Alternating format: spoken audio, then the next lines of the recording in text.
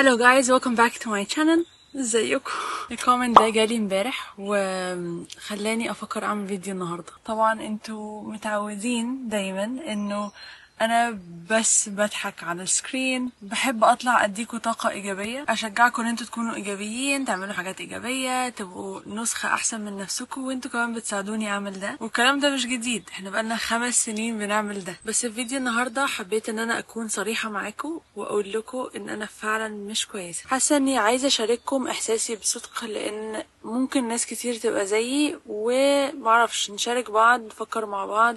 معرفش ايه اللي ممكن يحصل بعد الفيديو ده، او انا منتظره ايه من الفيديو ده، مش عارفه. دايما كنت بقعد اقول ان انا ضد المحتوى النيجاتيف علشان الناس اوريدي عندها مشاكل في حياتها، فلما يفتحوا اليوتيوب المفروض يبقوا مبسوطين بقى، يعني يغيروا جو، فيفتحوا يلاقوني انا كمان زعلانه. فيعني الموضوع مش منطقي ابدا، ولكن معلش هنغير في فيديو النهارده وهنتكلم مع بعض بصراحه شويتين. انا مش عارفه اكمل الفيديو هنا ولا كالعاده نتحرك ونشرب قهوه مع بعض.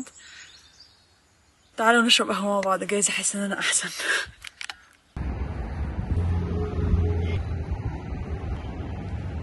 نروح النهارده مكان اسمه دانسينج جوت، بحبه قوي. جبنا وقعدنا. الجو النهارده على عكس كل الايام اللي فاتت لطيف، فانا سعيده بده. وبحاول ادور على اي حاجه تخليني سعيده. المكان ده حلو قوي، او غالي شويه مقارنه بالاسعار اللي في الماركت يعني، بس هو بجد حلو. عمري ما جربت الفرع ده، لسه بيوضبوا وحاطين كراتين في الارض وبتاع. عاده بروح الفرع اللي في التجمع. خلينا نطمن على المورنينج بتاعنا.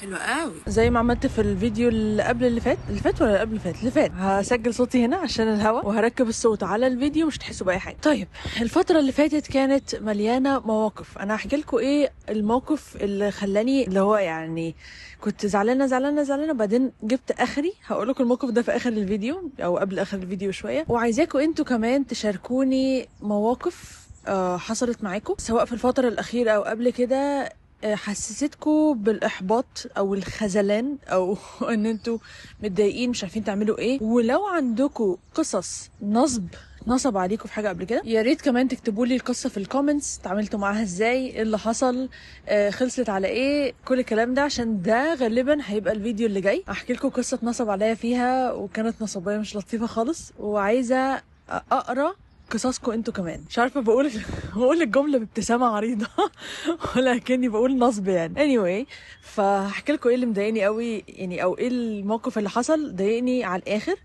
وخلينا دلوقتي نتكلم في الموضوع نفسه. الفتره اللي فاتت حصل في حياتي مواقف كتير قوي مش حلوه، سواء حاجات حصلت لي انا دايركتلي، حصلت لي شخصيا مباشره، او حصلت لناس قريبه مني، قصص سمعتها من ناس اعرفهم، ناس قريبين، او قصص حصلت لناس ما اعرفهاش اصلا. قصص، وكل القصص فيها نوع من انواع الاحباط بشكل او باخر. وللاسف لما بتسمع القصص دي بتحس ان الدنيا عباره عن سلسله من الاحداث السيئه مش اكتر. طبعا هتستغربوا ان الكلام ده طالع مني انا، شخص على طول ايجابي، على طول بيبتسم، على طول بيصدر لكم الطاقه الايجابيه، ولكن انا مش قادره على كميه النيجاتيفيتي اللي انا بشوفها في حياتي، وكميه القصص النيجاتيف اللي عماله اسمعها ورا بعض. احاول ابعد نفسي، الاقي حد بيحكي لي حاجه، احاول ابعد نفسي، الاقي حاجه حصلت لي انا شخصيا.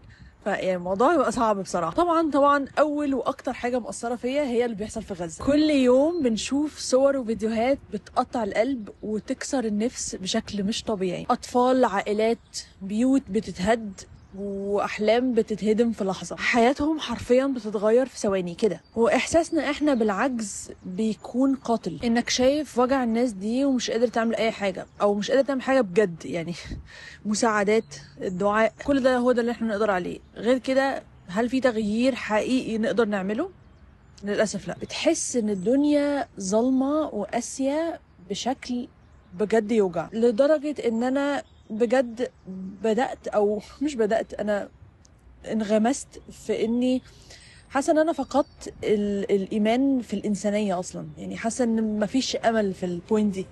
في حاجات كده صغيره قوي بتحسسني بالامل ده، ولكن الماجوريتي لا. انا almost فقدت الامل في الانسانيه. مشكلتي بقى في اللي بيحصل ده كله، سواء حاجات شخصيه، حاجات مش شخصيه، غزه، كل القصص دي، ان ازاي الواحد ما يتأثرش لدرجة انه يعيش المشكلة. ودي للأسف عيب كبير في شخصيتي، ان انا ممكن اسمع قصة واي حد ممكن يسمع اي قصه يتاثر بيها، ولكن فكره ان انت تعيش القصه كأنها بتحصل لك انت، تاثر بيها لدرجه انها تاثر على نفسيتك، ده اللي مش عادي، وده للاسف اللي بيحصل لي انا. يعني مش مشكلتي ان انا بسمع القصص دي وبتعاطف معاها، بس انا بعيشها اكنها بتحصل لي انا، وبقعد اقول طب انا لما اتحط في نفس الموقف هعمل ايه؟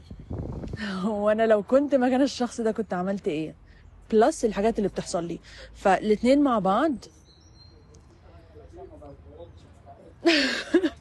الحمد لله ان انتوا سامعيني كويس. فهل انا الوحيده اللي كده؟ هل انتوا كمان بتحسوا بكده؟ يعني ازاي الواحد ما يقعدش يتاثر ويتخيل ويحط نفسه في نفس الموقف ويتحرق دمه اكنه الموقف حصل له هو؟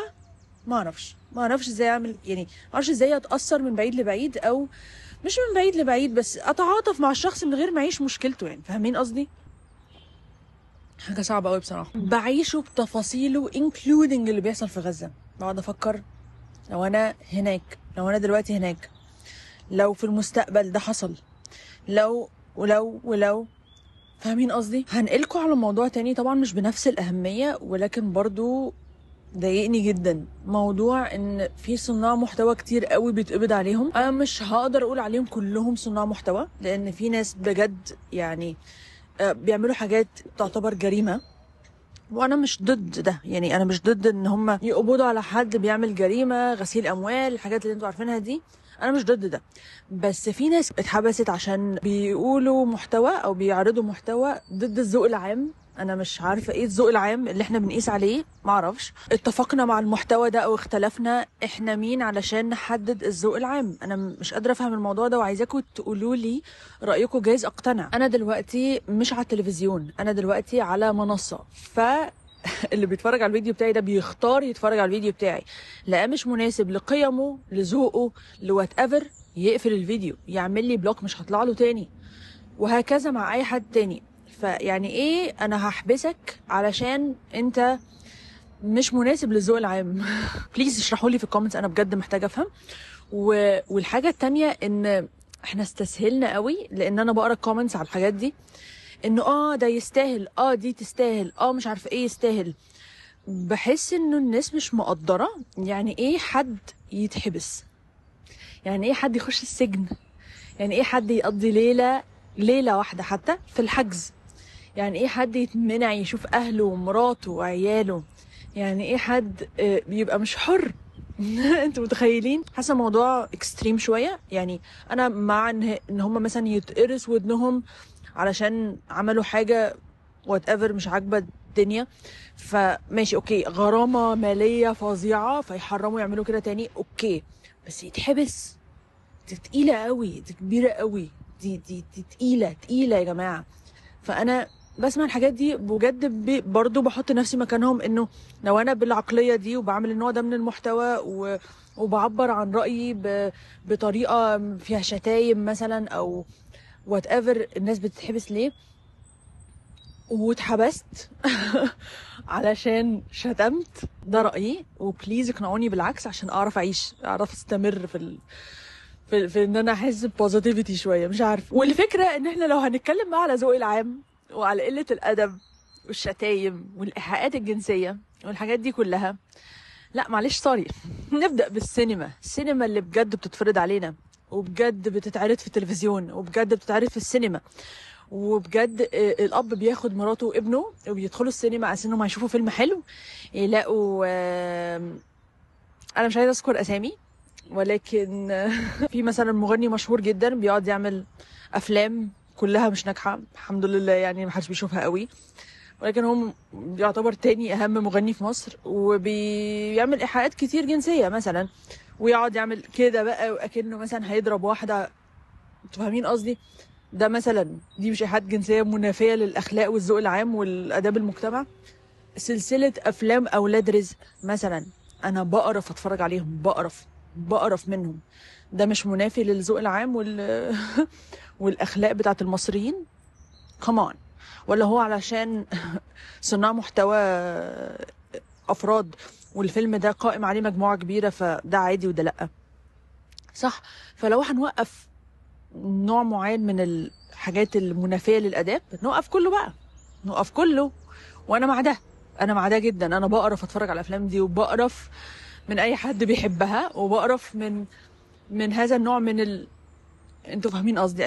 اكيد عدى عليكم على الاقل افيه واحد او مشهد واحد من فيلم زي اولاد رزق مثلا. النتيجه انا بصراحه محبطه جدا، حاسه بكميه نيجاتيفيتي towards الناس والدنيا كل حاجه تقريبا. مش عارفه اتغلب على ده ازاي بصراحه. كل ما بسمع قصه من اللي بتحصل حواليا او بتحصل لي انا شخصيا بلاقي فيها وجع، خيانه، جرح، ناس بتأذي بعض جسديا او نفسيا من غير رحمه، من غير اي نوع من انواع التربيه خالص. انا ما اعرفش الناس دي بتفكر ازاي او بتعمل كده ازاي. بقيت بحس ان الثقه بالناس بقت صعبه جدا، وان الواحد يبقى عنده امل ده مجهود كبير قوي، محتاج الواحد يبذل مجهود كبير قوي عشان يبقى عنده امل تاني. اوقات حتى بحس اني مش قادره ادي لنفسي الحماس اللي كنت بديهولكم، واطلع اعمل فيديوهات ايجابيه، اروح واجي واتنطط واكتشف اماكن جديده. بحس ان هو ما اعرفش، انا بقالي فتره كده، ودي حاجه جديده عليا واكيد جديده عليكم، لان ده تقريبا اول فيديو ما فيهوش ابتسامه العريضه اللي بطلع لكم بيها دايما. يعني مش عارفه اقول ايه بجد، فيدوني. في حاجه تانية كمان اخدت بالي منها، ما اعرفش اذا كنتوا انتوا كمان واخدين بالكم منها ولا لا، بس اللي نبهني ليها فيديو شفته على تيك توك. كانت واحده بتتكلم على ان الواحد دايما بقى جسمه دايما متنشن. يعني انتوا تقفشوا نفسكم كده وانتوا سايقين، تحسوا ان انتوا ماسكين الدركسيون جامد، قاعدين على الكنبه تلاقوا كتافكم عامله كده، فجاه تقفشوا نفسكم مكشرين. اللي هو ليه بجد؟ ليه احنا ليه بقينا عاملين كده؟ مش عارف. وبركز مع الناس الشارع قاعدين مثلا في كافيه، قاعده ابص على وشوش الناس فعلا متنشنه. قبل ما نقفل الفيديو انا حابه احكي لكم على، مش هحكي لكم بالتفصيل عشان مش هينفع، بس عايزه اقول لكم على اكتر قصه بقى، اللي هو الاخيره اللي كنت داون داون داون داون داون، ودي راحت موقعاني خالص. القصه باختصار انه ما اعرفش ده حصل معاكم ولا لا، وقولوا لي لو حصل معاكم عشان اجان ما احسش ان انا لوحدي، وتقولوا لي اتعاملتوا معاه ازاي، جايز انا اقدر اعيش بده. ان انتوا يبقى في شخص في حياتكم شايفينه او شايفينها، يعني سواء راجل او ست، حاجه كبيره قوي وبتحترموه قوي، وشايفينه شخص اهل ان هو يدي نصائح، واهل ان هو يصلح لما الناس بتختلف ومش عارفه ايه، وده اللي بيكبروه، بيرجعوا له، بيشوفوه حاجه كبيره وبيهتموا برايه. وبعدين الشخص ده يعمل حاجه وحشه قوي، وحشه قوي اخلاقيا يعني، فيقل في نظركوا قوي. يعني بعد ما كان في منزلة عالية وشايفينه حاجة كبيرة وبتحترموه وبترجعوا له في الأزمات حاجة كبيرة قوي، يعني حد مهم بجد في حياتكم، وبعدين فجأة يعمل حاجة تشوفوه قد كده. إحساس ده يا جماعة بشع. أعتقدش إن هو بشع للشخص اللي عمل الحاجة الوحشة، أعتقد إن هو بشع للي حواليه. الصدمة دي بجد وحشة قوي، وحشة قوي.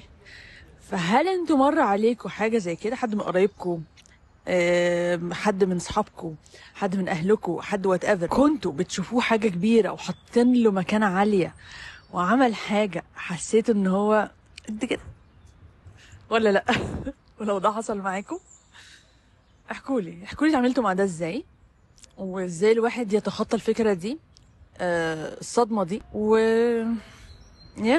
نشارك مع بعض الأحاسيس لأول مرة يعني، ونتعلم من بعض. يمكن أقدر إن أنا أتخطى القصة دي. فأنا دلوقتي عايزاكم تحكوا لي في كومنتس حاجتين، سواء تحكوا لي الحاجتين أو تحكوا لي واحدة منهم.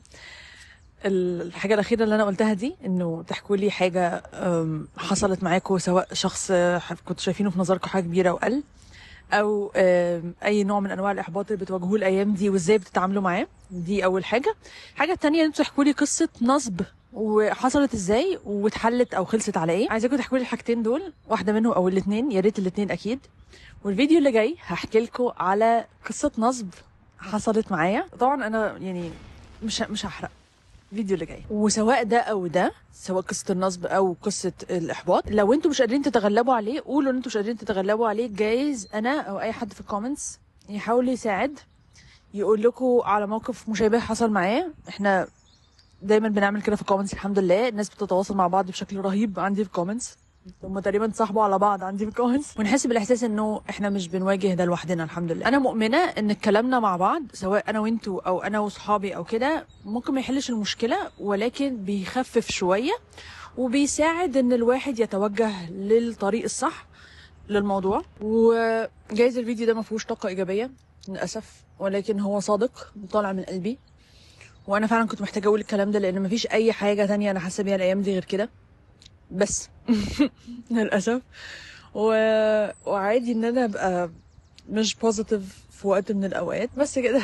شكرا ان انتوا سمعتوني للنهايه، اتمنى من كل قلبي ان احنا كلنا نبقى كويسين، مش متنشنين، مبسوطين على طول، ولو ان ده يعني صعب بس يعني اتليست نلاقي ولو نقطه نور صغيره وسط الضلمه ان شاء الله. شكرا ان انتوا اتفرجتوا على الفيديو، متنسوش تعملوا لايك وشير وسبسكرايب، وتكتبوا لي في الكومنتس الحاجتين اللي قلت لكم عليهم، وحابين تشوفوا ايه الفيديوهات اللي جايه، وباي باي.